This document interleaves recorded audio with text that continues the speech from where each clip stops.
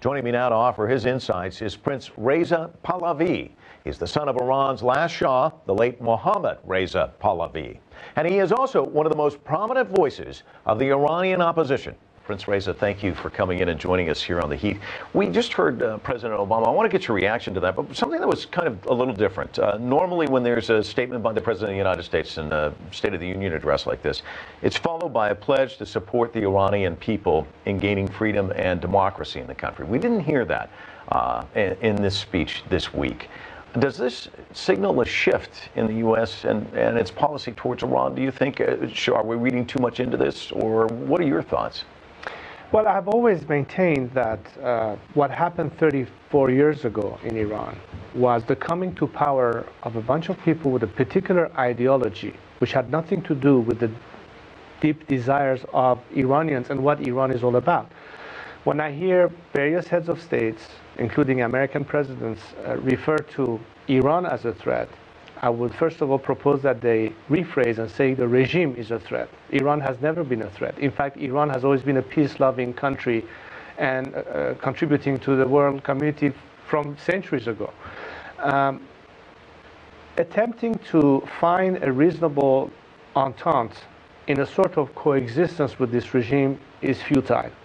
Let me tell you why. The essence and existence and purpose of this regime is to export a religious ideology. And for them to survive in this ideology is to defeat the West and everything it stands for. All the values that we recognize in the world today, in the free world, democracy, human rights, and so on and so forth, is poison to this regime. They cannot coexist. Their aim is to destroy the West. And if they do it, and the more means they have to be able to impose their hegemony, they will. That's in fact why they need the nuclear issue, for them to survive. It's almost like asking this regime not to breathe anymore. They need that. It's part of their entire game plan. So insisting on diplomacy is a waste of time. You say nothing has changed. Would you say that about the United States' policy too? I mean, it seems as though sanctions seem to be the effort the United States takes to apply pressure. Over time, it doesn't look as though they've worked. If President Obama were to say, Prince, give me some advice, what might it be? Well, my first word, not just to the United States government, but to many foreign governments that have been part of this package of economic sanctions to bring pressure on Iran, is that the entire premise, again, is faulty. The whole purpose of imposing sanctions was not to cause regime change in Iran, but behavior change by the regime.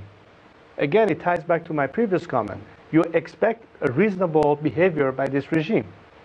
They won't.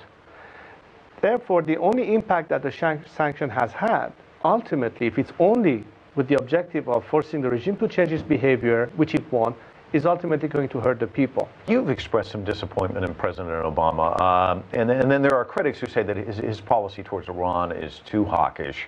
How would you, and you're shaking your head no, it's not hawkish enough? Well, look, first of all, let's understand what we mean by pressure or hawkishness. Hawkishness doesn't necessarily mean being a warmonger. But soft diplomacy has not worked either.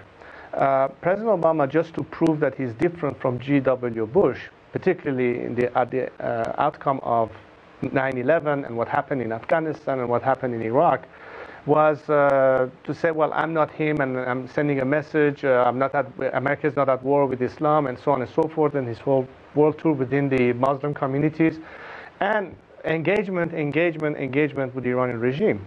Well, let's rewind tape to 4 years ago. And let's not forget what happened in 2009 with the election fiasco. Again, if you follow the same rationale that I just explained, it is the same old policy of trying the same matter of approach again. The name of the administration has changed, but the policy apparently still is the same. And if I recall correctly, Albert Einstein once said that thinking that by doing more of the same you can achieve a different outcome is a sheer sense of insanity. We're doing the same thing and expecting a different outcome. You mentioned us as Iranians. Obviously, you feel a kinship to the people in Iran, and you'd love to see regime change. What's going to be the tipping point, do you think? What would cause that? Well, look, as the clock is ticking, Diplomacy has failed. We cannot jump directly from failed diplomacy to war and striking Iran militarily, whether it's an Israeli initiative or whoever else's initiative, because that's lose-lose. It's not going to solve the problem. The better way, and a much less costly and far more legitimate way to bring about change, that is to bring the change at the hand of the Iranian people by helping them directly to foment a movement that can ultimately force the regime to paralysis and collapse by means of non-violent civil disobedience, but carefully orchestrated, packaged, led, and supported by the international community. You do the math. It's going to cost much less. It will not be a scenario of conflict and war. It will not be a threat to the regional stability.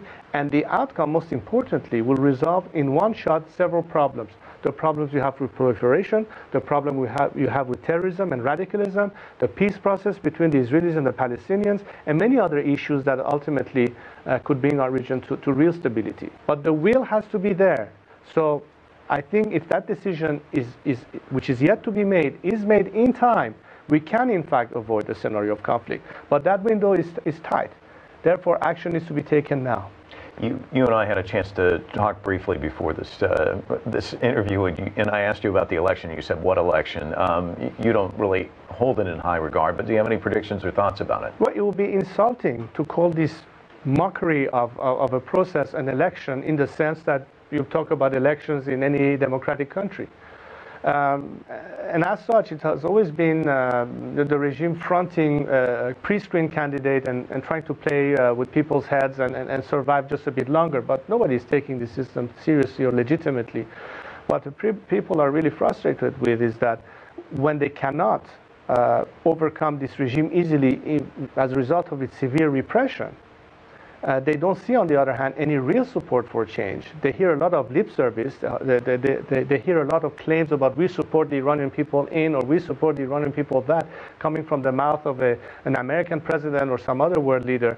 But in reality, you continue negotiating with this regime and its representatives only, and there's no real dialogue or support for the real forces of the country that are democratic, that are peace-loving, and represent the great majority of the Iranian nation.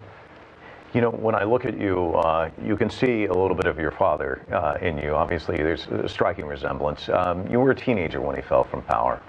If there was a way to turn back the clock and go back in time and give him some advice, knowing what you know now, what might you have said to your dad about his leadership or his style, or do you think there's anything that could have been done to change history?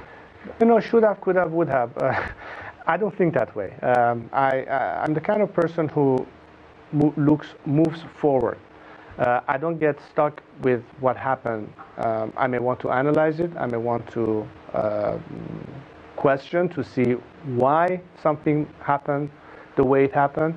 But I'm not stuck in it. I think the objective should be, now what?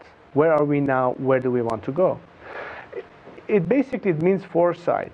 When you look at the founding fathers that were the basis upon which America became the country that it is today, at the time, you could have imagined that, now that you think of it, you say, oh my God, they really thought it through. There was really a lot of anticipation, a lot of foresight.